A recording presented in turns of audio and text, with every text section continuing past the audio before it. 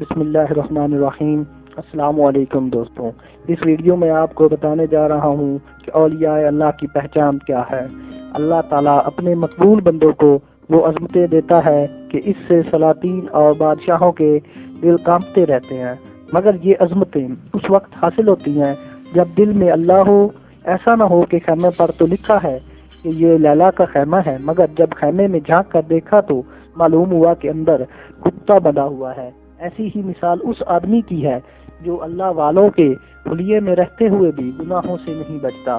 تو اس پر لیبل تو مولا والے کا لگا ہے، پوری شرعی داڑھی ہے، سر پر گول ٹوپی ہے، لیکن اگر دل میں جھانک کر دیکھا جائے تو اس میں غیر اللہ کے پیشاب اور پاخانے بھرے ہیں۔ اگر دل میں مولا موجود ہے تو چہرہ اس کی ترجمانی کرے گا۔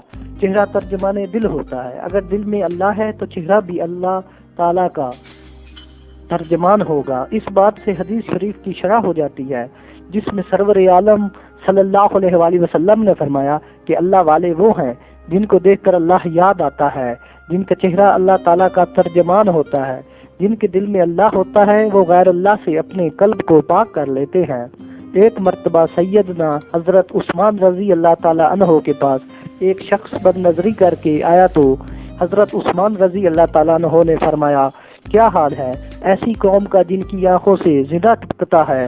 اللہ والوں کی آنکھوں سے اللہ تعالیٰ کے جلوے جھلکتے نظر آتے ہیں اور غیر اللہ کے عاشقوں سے مردہ لاشوں کی بدبو آتی ہے۔